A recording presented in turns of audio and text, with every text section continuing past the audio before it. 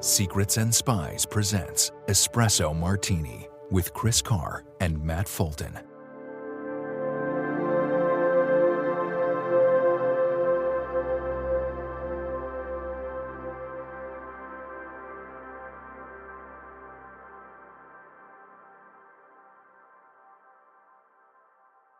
Welcome to Espresso Martini. Matt, how are you? I'm doing good, Chris. Still a little tired this morning, or in at least the 30 minutes of morning I have left. But, we're good.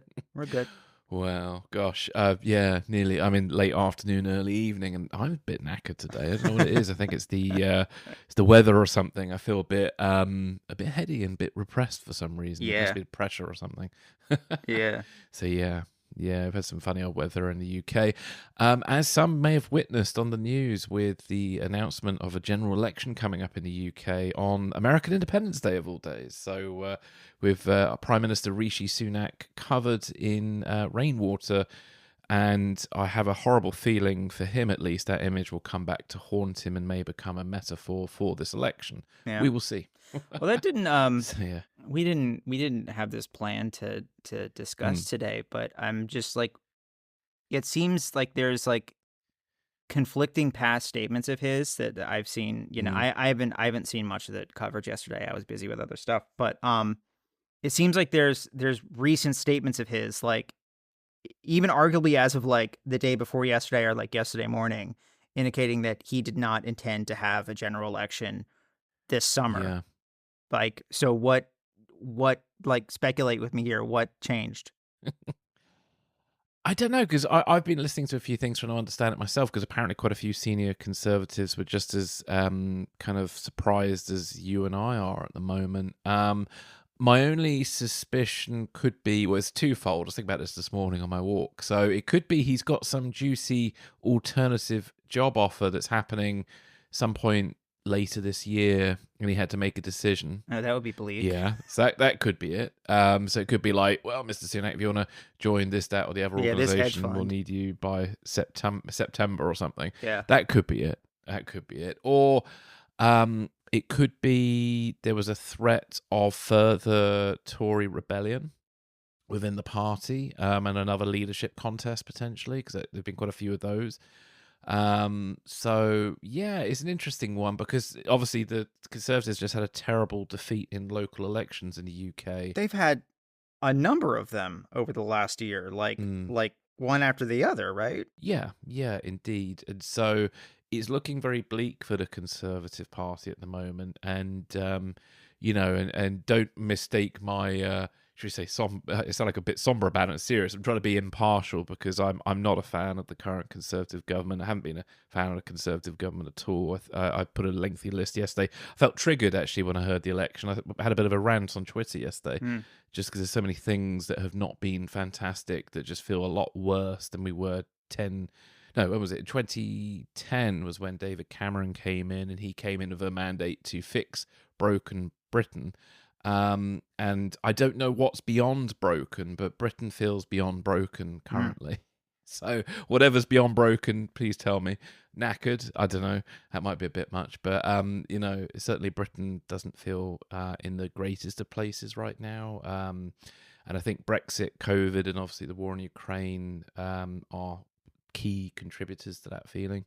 So we will see what will happen. I feel optimistic there probably will be some sort of change of government. Yeah, it seems that way from all indications. It is. All the kind of right ingredients seem to be in the right place. I think I've saying this before about, I think Labour very much needs Scotland, and Scotland at the moment seems to be going through some sort of political turmoil of its own, with leadership changes at the SNP.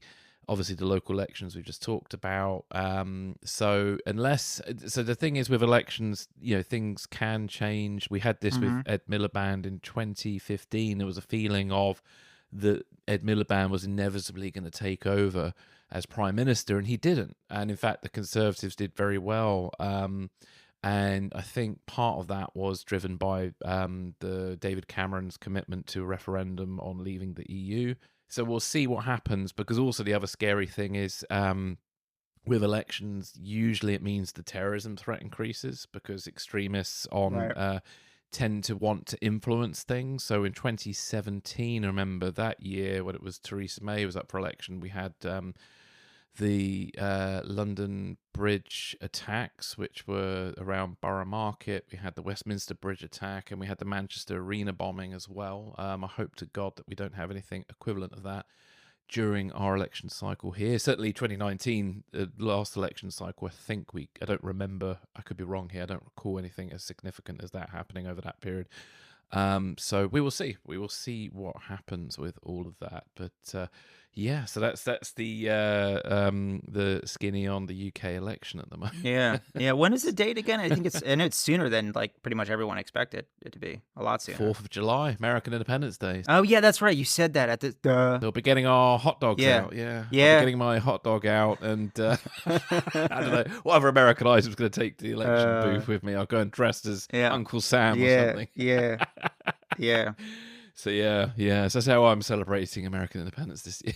All right. Well, yeah, we'll see how that goes. We'll get an answer to that question soon. I know it's been hanging over a lot of people's heads for a while. It's been a big mystery in the UK. When's the next election? Because in theory, they could have strung it out till January of next year. And I think, like when I spoke with Edward Lucas earlier this year, he felt it would be January next year.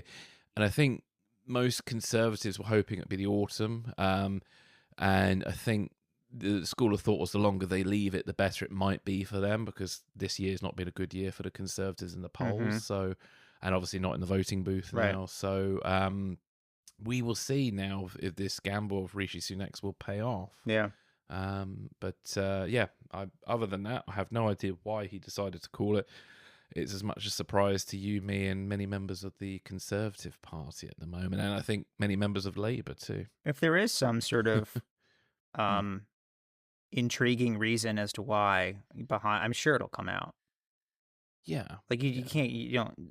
Some journalists will find out and report it eventually. I don't know. Yeah, could be anything. I mean, yeah, who knows? It might be something really catastrophic. It might not be. Maybe they just I don't know. It's I can't think of what else it could be other than the sort of two reasons I stated earlier, unless somebody internally just thought boldly that there's some weird ray of hope that we haven't seen. It could be, I don't know, maybe they've got some very deep, dark secret they've discovered about Sir Keir Starmer they might have. I don't know.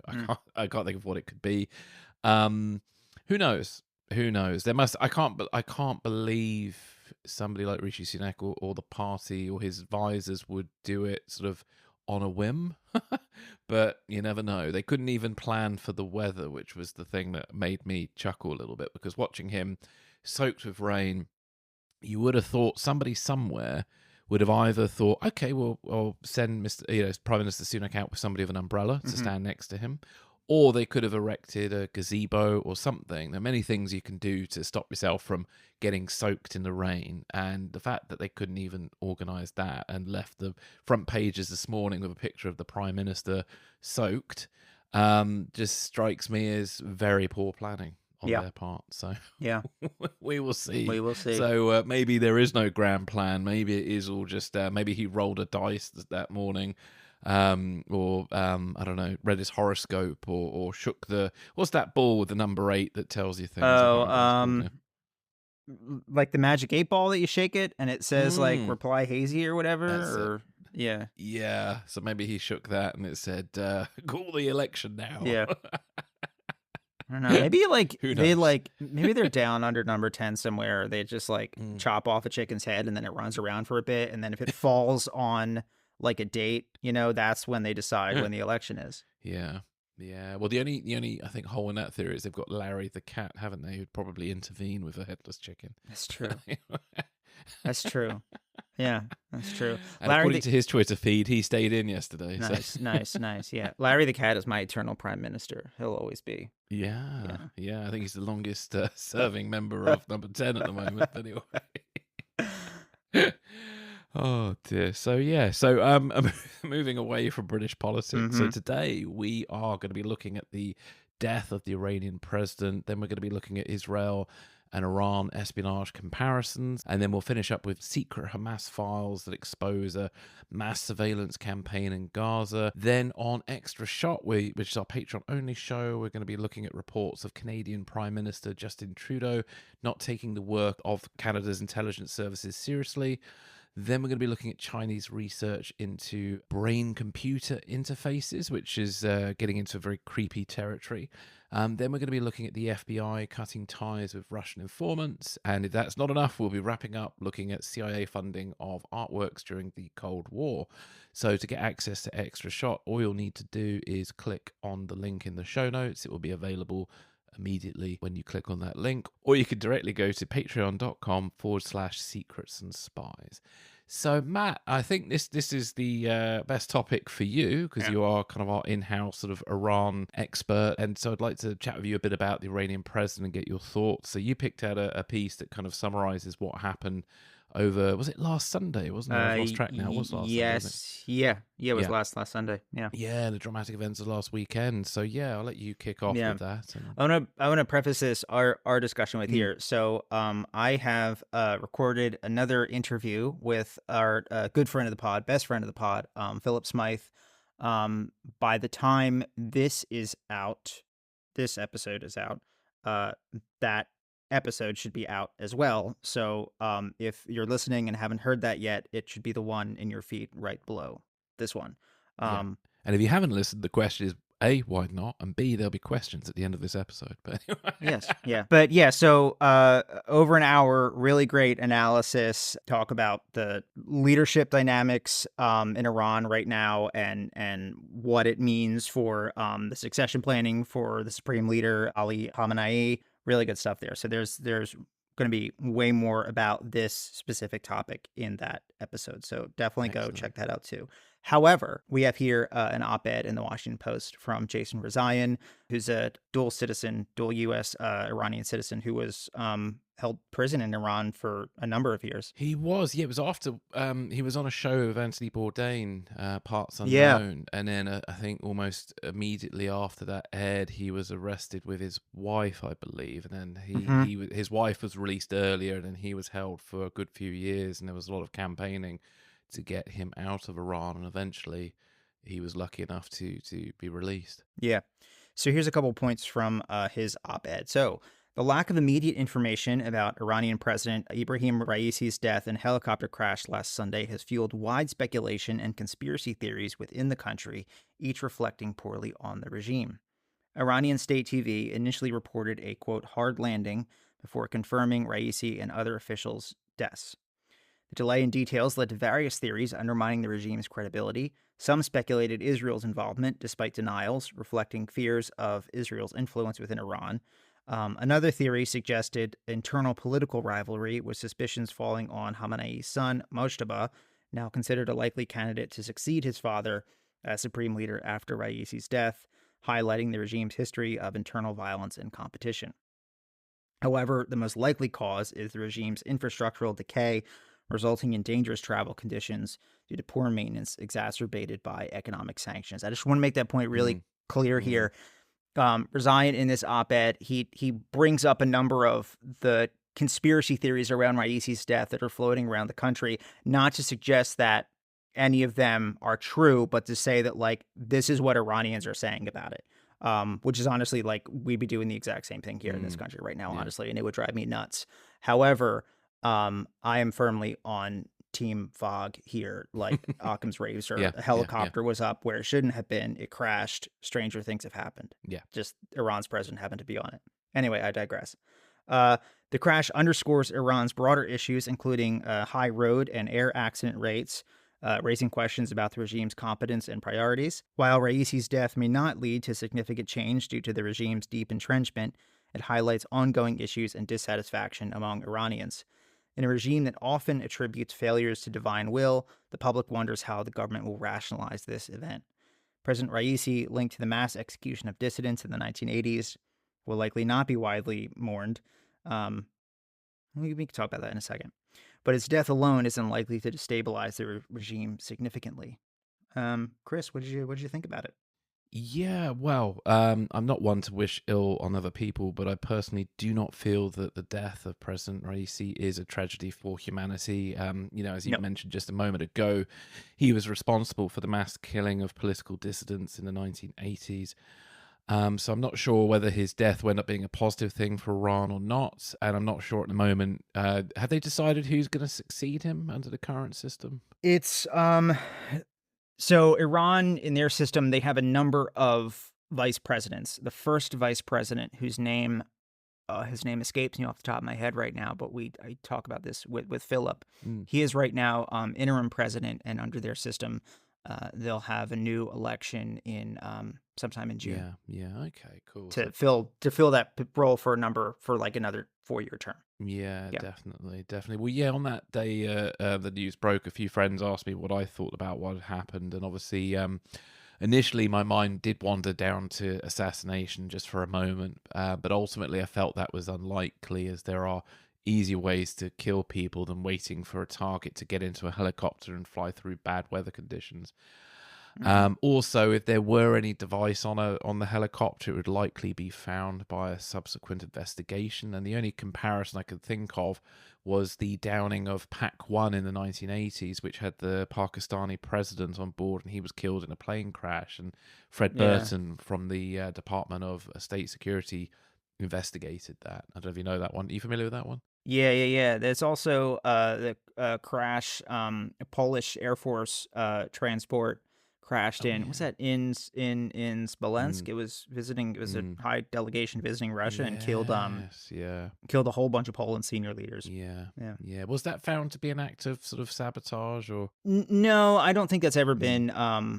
I don't think it's ever been proven. no? Because with Pac I think no. One, the interesting thing with that one, the investigation did find in the end there was a suspicious can of Coke that had been in the cockpit, and apparently it had I call it a chemical weapon. I might be wrong here, so if Dan Kazitas out there, forgive me if I get this wrong. But it was some sort of kind of chemical weapon that went off at a certain certain altitude that incapacitated the pilots and caused it to crash. Oh, That's that's what sort interesting. of Fred Burton concluded, and obviously they found that through what happens with a plane crash is usually try and rebuild the aircraft and Yeah. sort of look for what's missing.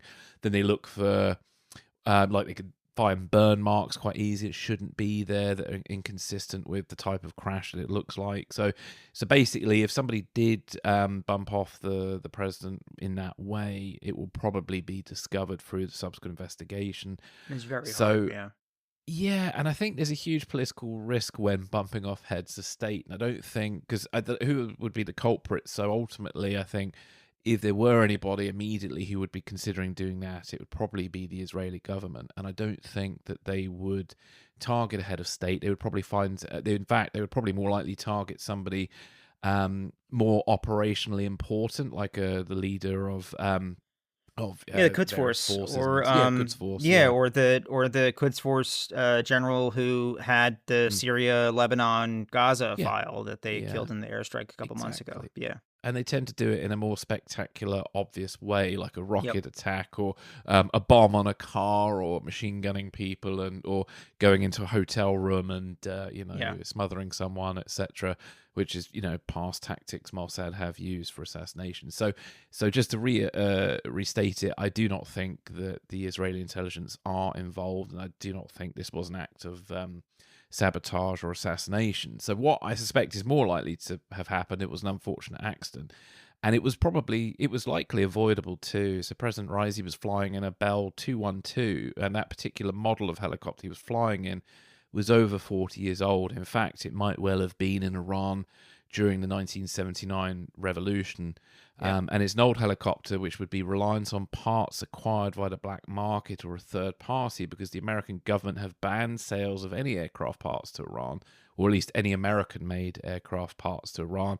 And interestingly, the F-14 Tomcat, the reason why the American government have destroyed all their Tomcats, because there aren't any in mothball, there are only now museum pieces around.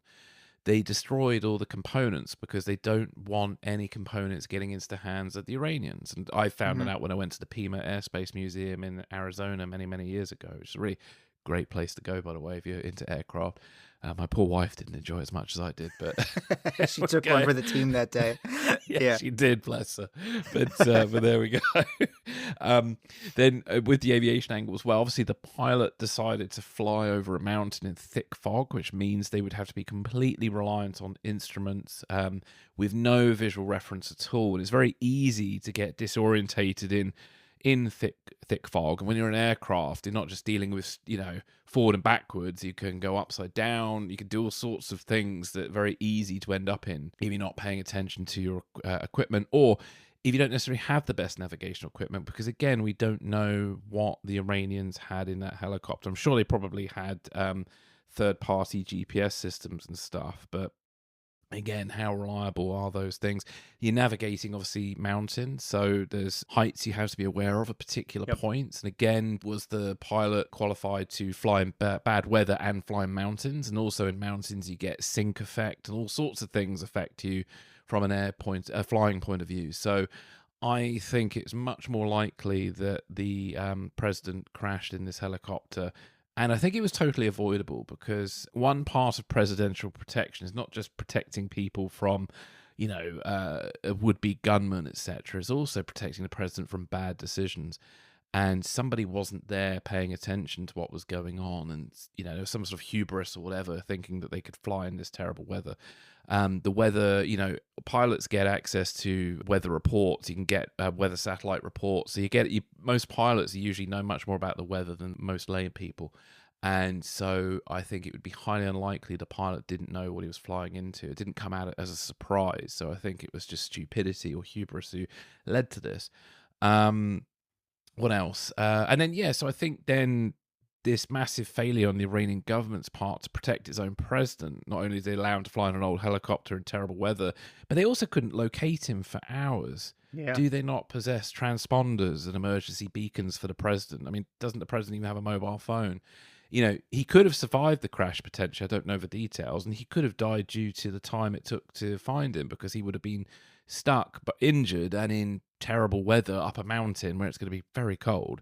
And literally minutes or hours can mean the difference between life and death. And so the Iranians clearly, from an institutional point of view, are not set up to protect heads of state properly. I mean, had this happened to an American president, which I don't think would have happened this way, but had it would happen, rescue efforts would have located the president fairly swiftly. I don't think you'd have half this faffing about. We never would have lost the crash site. If No. hell freezing over, Marine One crashes, we would have real-time location of that wreckage at all times. It would never happen. Exactly. And they wouldn't allow him to fly in such terrible conditions either. So it's so I think ultimately this all points to, this will come up again later, this theme. I feel like the Iranian system is sort of falling apart a little bit, and I think this is a sign of that. So I don't know how you feel about it. So I'll hand it back to you. Yeah, this is really good points you raised there. Philip mentioned something to me yesterday that I didn't know about, but I found really interesting. So the IRGC, which in the Iranian system may be a little bit strong, but you could sort of compare it to like the SS, right? Yeah.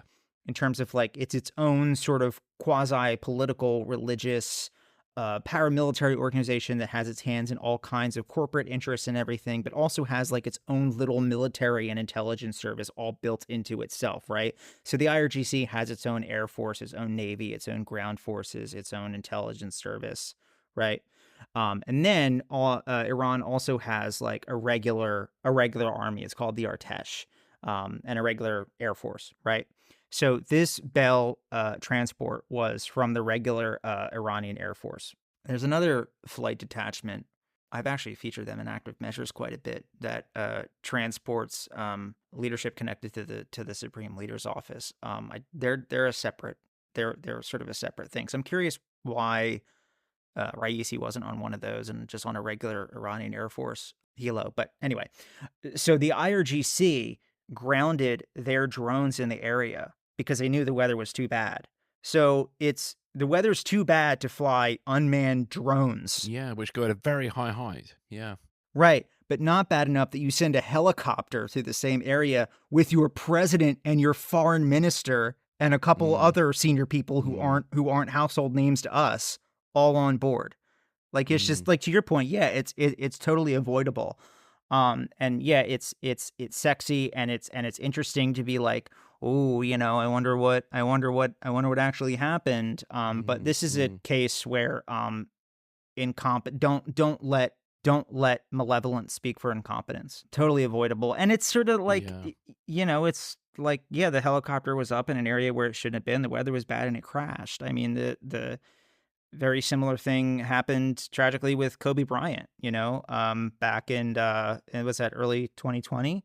Mm. Um Early this year, this winter, Marine Corps Chinook crashed flying Mm. over in a mountainous area of Southern California. Same thing. It happens. We had a similar thing in 1994 with senior leaders of the Mhm. intelligence services, where a Chinook was flying in mountainous areas of Scotland. But I need to remind myself of what the conclusion of that was, because it was originally concluded as pilot error, but I believe actually it might have been a mechanical fault with the helicopter itself. There were quite a few that got grounded sort of afterwards, and there's been a few issues with the Chinook helicopter over the years, and in the early sort of 2000s and late 90s, if I remember Yeah. correctly. But yeah. I was really also, and on Sunday, I tweeted about this a little bit. My Mm. surprise that, yeah, their president and their foreign minister went down was missing for several hours, and they couldn't Mm. they couldn't locate him, and that's just really, yeah, Iran. I said this on Twitter. Iran is not some tin pot banana republic dictatorship. Mm. I mean, they're not 10 feet tall. They're not unstoppable, but they're a fairly advanced, capable middle power, They should be able to keep track of their senior leadership. Like, imagine if Iran had nuclear weapons, and their president and their system is a bit different from ours. So to think of, yeah, Raisi's Yeah. title is Yeah. president, but it's not quite correct to think of that in the same way as a federal system like ours, or a parliamentary system, right? It's a bit different. So in the situation where, yeah, okay, let's say Iran has nuclear weapons, right?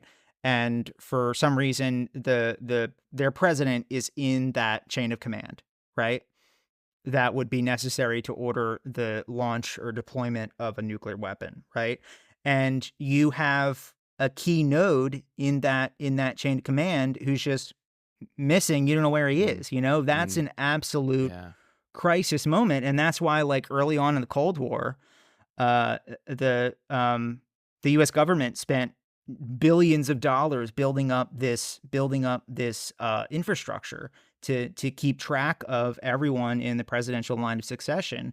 So Garrett Graff, previous guest on this show, years ago, he had a book out. It's called Raven Rock, and it's all about the history of the U.S. government's continuity of government planning.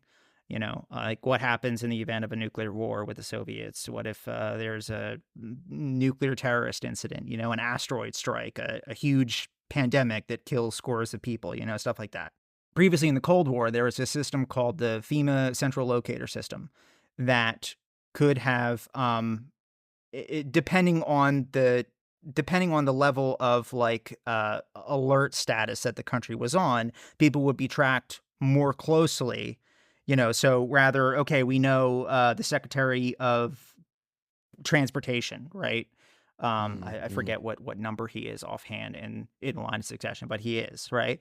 Okay, the Secretary of Transportation is sitting in his home right now, okay?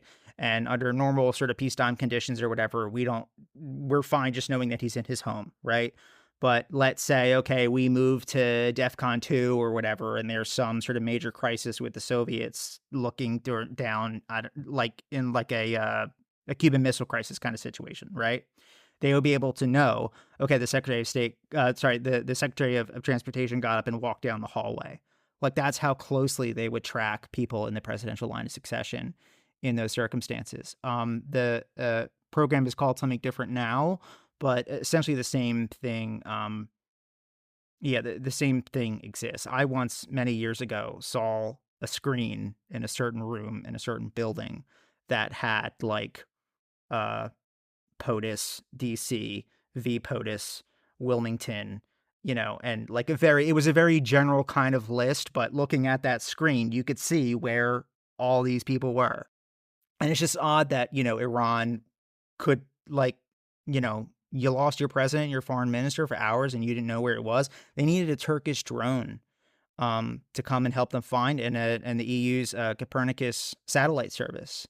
Yeah, pretty embarrassing moment for them, I would say. Yeah. Yeah. Definitely. And allegedly, the drone that found him then drew a star and crescent on the. You could see it on the flight radar map. So so I'm not quite sure what the symbolism of that is, but that was an interesting little tidbit to that. That is interesting. I'm not sure what to make of that. Yeah. I don't. Okay, so there is reporting that I think the State Department spokesman was asked this at a press conference, and said that the Iranians asked the U.S. for assistance during the search, and the U.S. declined for, he said, logistical reasons, and wouldn't go into any more than that. I mean, obviously, it would be outrageous if we had helped them, but I find it interesting that they asked. I also find it hard to believe that we wouldn't have known where Raisi crashed and that he was dead probably before the Iranians did. Well, this is it. Considering it's the president of a country that daily says death to America, and it builds its entire sort of system up to destroy America and destroy Israel, and then have to turn to America for help. I think they can just go and take a flying basically. Yeah, I think as a diplomat, I think that's what I would have said, but yeah. So my sort of hypothetical thought on how this could have gone down, and I don't know that this happened. I haven't read anything suggesting it, but just my knowledge of the intelligence community and what we are able to do and what likely would have happened. So I could see something where this seems plausible to me. So that helicopter goes missing, right? It doesn't land at the location where it was supposed to be at that time. That word then, hey, we don't know where the president is, that then filters through Iran's sort of senior leadership cadre into the IRGC, into the military, right? And somewhere along that chain gets intercepted, probably through SIGINT means. So that could be a clandestine forward listening post managed by the NSA, or a remote sensor in place somewhere, perhaps maybe somewhere in northern Iraq. I know the crash site was only 160 miles from the Iraqi border. So potential, could be a satellite, could be a tap on some sort of telecommunications infrastructure somewhere, right? But so then we get notice that, okay, the Iranians don't know where Raisi is. At the same time, we have a constellation of satellites up there. It's called their DSP satellites, of the Defense Support Program. And they have these sensors on board that are designed to detect the thermal emissions, right, of a like a nuclear bomb going off, or a Scud missile launching, or let's say a bunch of surface ships for the Russian Northern Fleet, fire up their engines all of a sudden and they're about to put to sea. Like, we would see that in the funnels of these ships, right, as they're powering up. Those systems apparently have gotten much more sophisticated, to the extent where they could detect like a shoulder-fired surface-to-air missile going off in a certain location, or a large fire, right? I would believe fully that one of those DSP satellites registered the heat plume from the fire after the crash, right? So if okay, Raisi's missing, we know generally the location and the time where he probably went missing. Even if this didn't register in real time, it's very easy to then go back for the data for some analyst to go back through and look, okay, this part of Iran at this time, do we have anything happening? Do we see anything happening there that shouldn't be? I mean, like, the Navy heard the Titan submersible almost a year ago. We heard that pop in real time, Same sort of different. That's under the ocean. This is, up in space, but essentially the same idea behind both those systems, right? And then, okay, so we have that location fixed, right? And then you have another imagery satellite go overhead, or maybe you have a drone go up. Like I said, it's only 160 miles from the Iraqi border. And like when the Forte Global Hawks go up into the Black Sea, that's about the distance that they are from Crimea, from Russian territory or Russian held territory, right? So okay, we can see they can at least see probably that far, right, over the border into Iran. And then you have an analyst go and look and do like basically like a bomb damage assessment of the wreckage and determine, okay, there's no one left alive there, and you could very easily have a very good idea that that Raisi is dead long before the Iranians have even found the crash site. Again, I don't know that that's what happened, but knowing what we're capable of, I would be surprised if we didn't know that. Do you or Philip have any insight on what the kind of Iranian population's reaction to this was? Because I know on Twitter there's different sort of things. There were some people who were saying open celebrations and it was all clamped down. There are others saying there was like open mourning. Right. And, any thoughts on what the reaction was? So Raisi's nickname was, and you touched on this in your intro a bit, Raisi's nickname was the Butcher of Tehran, and he was known for, back in the 80s and 90s, like just straight up murdering tons of dissidents, anti-regime people, right? So he was not a popular, loved man, despite what, I mean, if the IRGC, if the regime supporters want to put people out in the streets for a demonstration, they can do that. They just call them up. So I mean, there were big protests mourning him in Tehran, and I mean probably all over Iran, but that's not indicative that he was loved.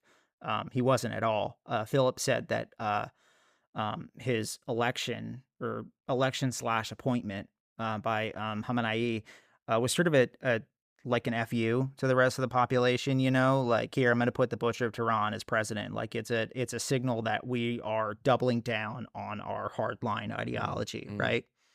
One thing that Philip talked about was that the degree to which the Iranian militias that are backed by Iran openly sort of mourned him in ways that Philip said would probably not have been likely even several years ago. Like it would have been a smaller, closed service in Baghdad, not, these like huge ceremonies and stuff like they had. He finds that interesting and sort of goes into a lot more about why and what that means and stuff in the interview. Yeah, cool. Well, if you haven't listened to that, do check it out. And Philip's he's become I think he's probably our most featured guest now. I think he might have achieved that status. I have to double check, but I think he has. So it's great. I think so. At least going back a couple seasons.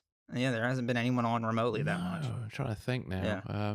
He's got a little bit of competition, but I think he might hold the crown currently. So right, let's take a break, and we'll be right back.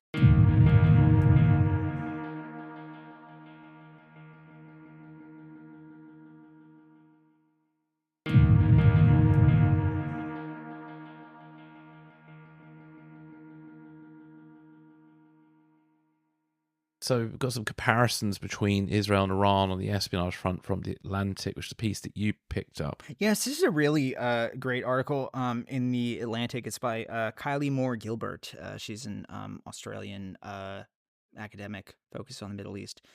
She wrote an article called "In the Game of Spy versus Spy, Israel Keeps Getting the Better of Iran." I think this is really sort of indicative of, despite a lot of Iran's successes in the Middle East with the militias and stuff, they still got some serious problems. So, numerous foreigners, including business people, journalists, tourists, and academics, have been unjustly convicted of espionage in Iran. Johan Floderus, I hope I pronounced that correctly, a Swedish EU diplomat, currently faces severe charges and a possible death sentence on baseless accusations of spying for Israel. This is in Iran. The author of this article, as we said, is an Australian academic, was wrongfully imprisoned in Iran for over 2 years on false espionage charges. The Iranian intelligence community is marked by chaos and incompetence, often arresting innocent people while failing to capture actual spies. Their officers frequently bungle operations abroad, with recent notable failures in countries like Peru and Thailand. In contrast, Israel's intelligence operations have been highly efficient, successfully carrying out assassinations and sabotage within Iran. Mm.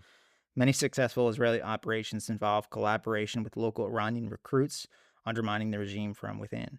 The Iranian regime effectively suppresses domestic dissent but struggles to counter Israeli intelligence activities. Iran prioritizes loyalty over competence in its security agencies, leading to a lack of professionalism and effectiveness.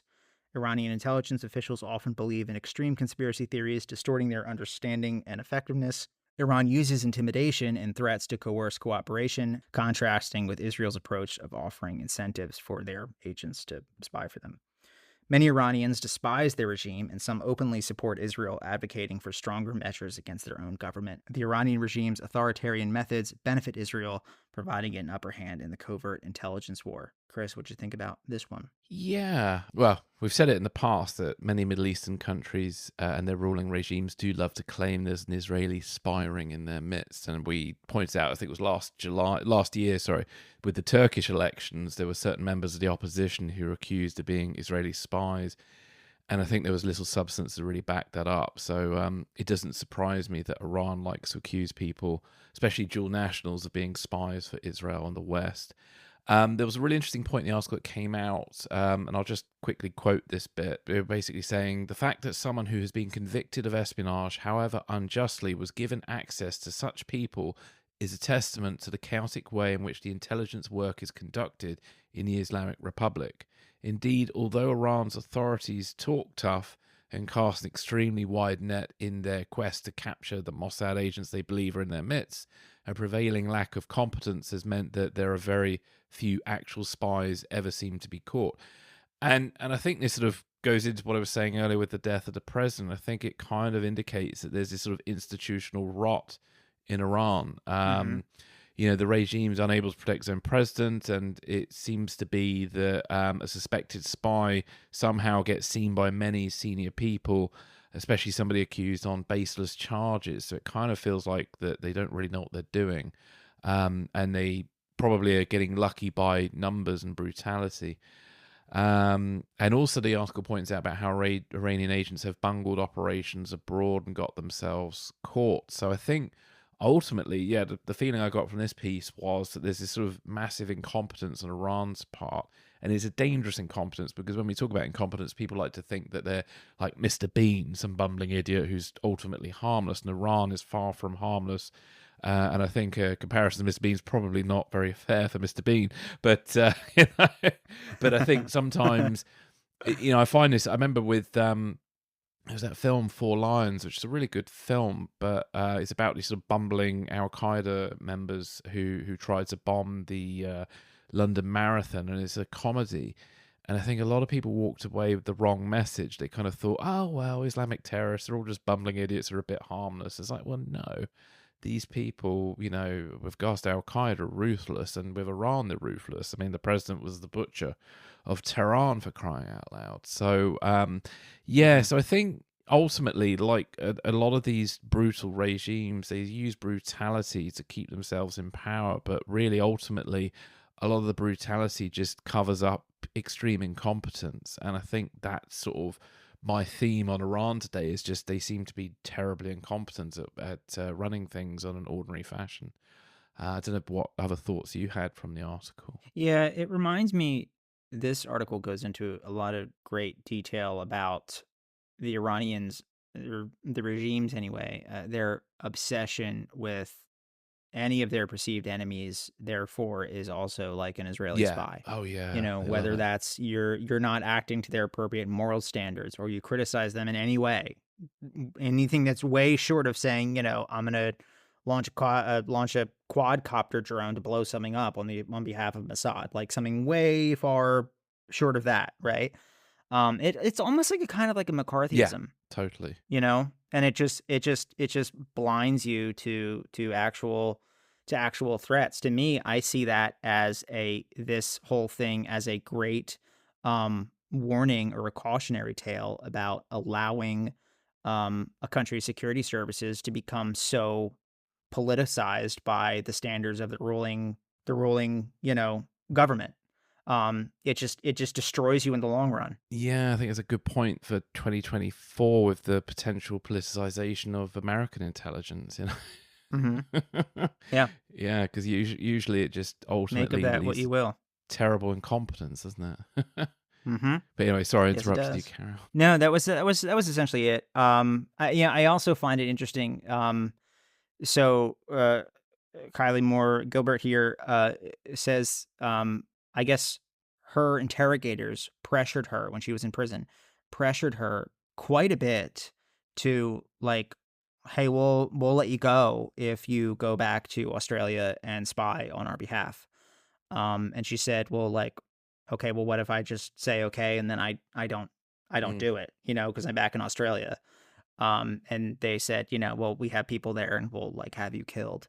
It's just not a very, and this is apparently a thing that they do often and widely with people that they have in their clutches.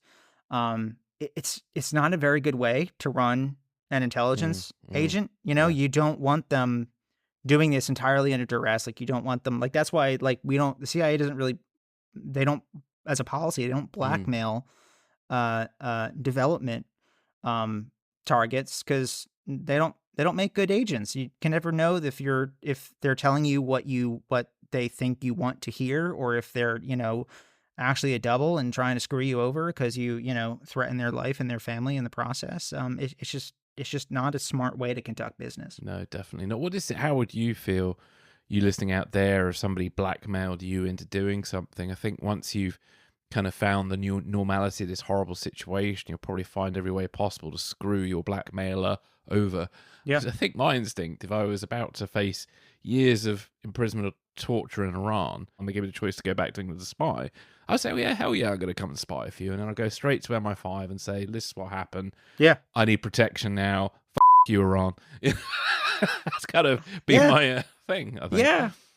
The article doesn't say anything about this, but that was my thought too. It was like, well, what if okay, you just tell ASIO, can Yeah. they hook you up? I don't know. I'm sure it's within their skill set to handle Well, that. yeah, we had this. We had an Iranian news agency that had to leave the country now, and they were under constant 24-hour armed police protection up until I think it was about February or March this year, where in the end they concluded it was better just to shut down their London operation and move somewhere else. But and so yeah, there definitely are. Under threat by the regime. You're saying that's why they were under protection. Yeah, Yeah. yeah, Okay. by the regime, and there was a suspicious individual. I think we talked about it on one of the earlier Espresso Martinis. There was a suspicious individual who was arrested for potentially scouting out for an assassination attempt. Whether or not he would be the would-be assassin, I was always unclear on. But yeah, yeah. So they do definitely have the capability, and there's certainly been a history in the past of other regimes that have bumped off political dissidents abroad and things, but they're quite rare, those kind of cases. So I still think that It is. the Iranians are probably just playing more into fear than they would actually into actually be able to do that. But yeah. For the Iranians to, hypothetically, let's, take them at their word on this threat. For the Iranians to murder an Australian citizen in Australia, especially one who had been sort of who is a well-known figure and had been, at this point, would have been, publicly released in a prisoner swap. That's a huge provocation. That's just something that you just do. No, indeed, yeah. And I just don't think they'd better do it. I think it's just a good sort of talking point to scare people. And I think the Yeah. whole reigning regime ultimately is backed up by fear. But ultimately, if somebody knew what they were doing, they could probably undermine that regime very quickly if they wanted to. So it's and I think that's what freaks them out. When the Arab Spring kicked off, was it 2011, 2010? A lot of regimes were very disturbed by that, and ultimately, there's enough people, they could probably change things if they wanted to. So yeah, it'd be interesting to sort of see what the back to Iran and the president's death and stuff, what the kind of the future holds for Iran. I mean, I don't know if you or Philip had any thoughts on on where things might be heading? Are we heading for something more positive, or are we just going to have another kind of hardliner, and they will just stay in power? Uh-huh. I'll keep a lot of the details of this for the interview, but it does suggest it's a change in it moves the chess pieces around for what happens when Khamenei eventually goes. That's for sure. But it also suggests an eventual shift in the ruling elite of Iran from like first and second generation on from the revolution, right, to a third generation and further, and like, you know, what is the regime, what is the Islamic Revolution, what is their ideology after it's passed out of living memory, you know, at least the people who were responsible for it, like who was there, you know. Yeah. Well, I think time will tell what the future is with Iran there. We're now going to look at a piece from New York Times about some secret files that show how Hamas spy on everyday Palestinians. So I'll just go through the details. So Hamas's General Security Service, GSS, conducts extensive surveillance on Palestinians in Gaza, gathering intelligence on journalists, protesters, and individuals suspected of dissent or immoral behavior. The GSS engages in activities such as trailing journalists, removing criticism from social media, defaming political adversaries, and undermining protests, which indicate a zero-tolerance policy for dissent. Gazans face dual pressures from Israel's blockade and Hamas's oppressive governance, with security forces closely monitoring and restricting their activities and expressions.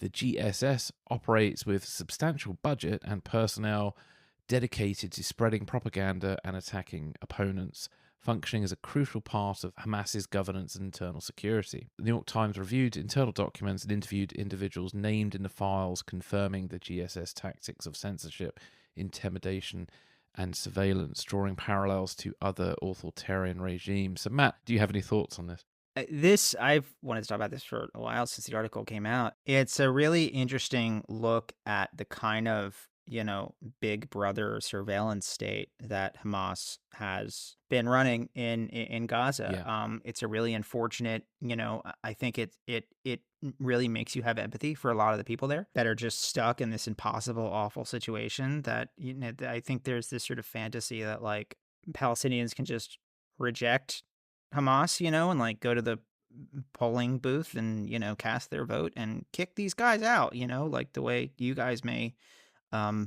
kick out the Tories, not to compare the Tories to Hamas at all, but, you know, like that privilege that you have, exactly. You know, yeah, to go and cast your vote and change your government if the majority of you have decided that you want to change, you know, that's not a luxury that they have.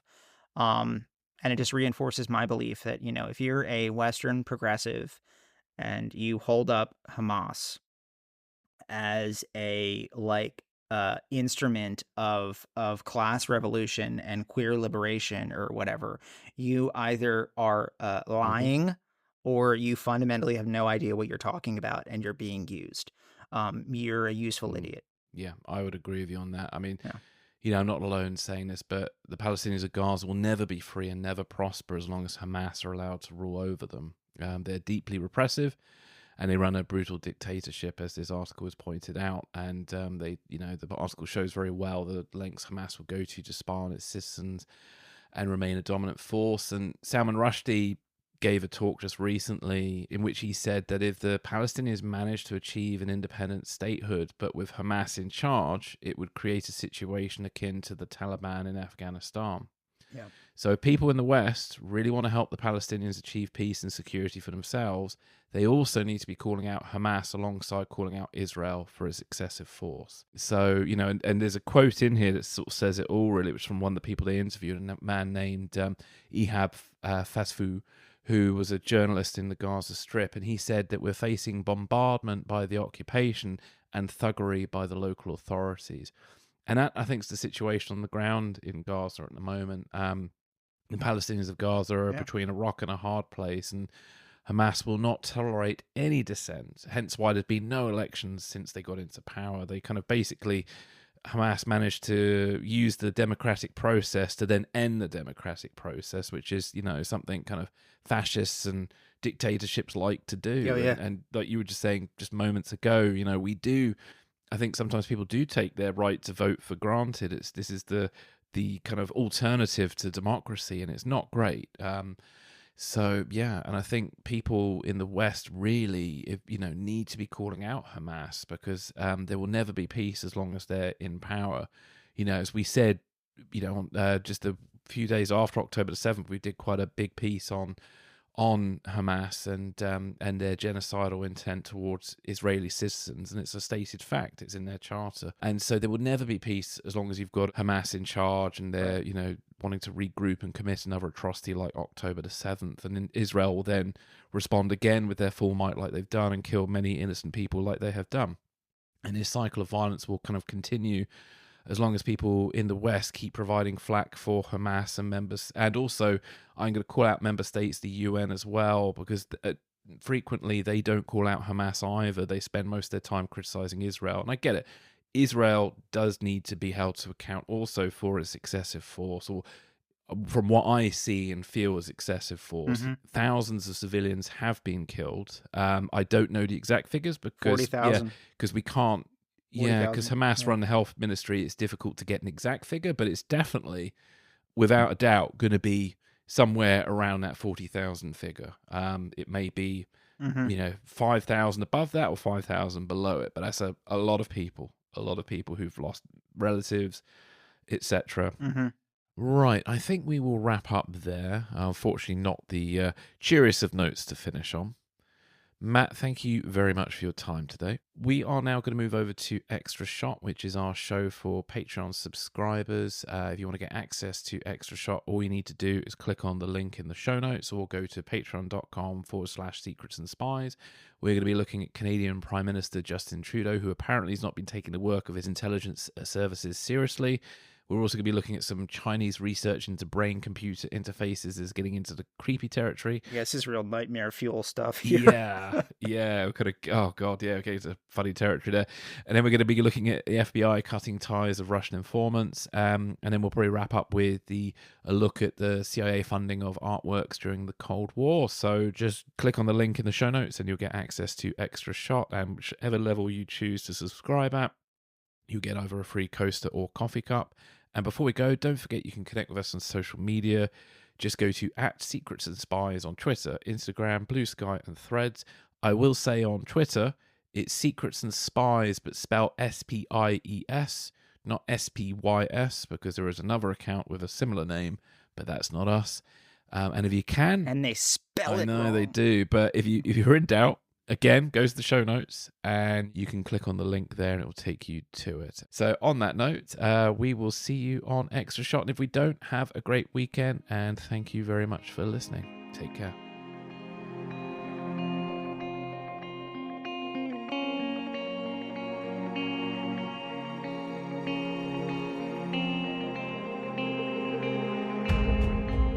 Thanks for listening. This is Secrets and Spies.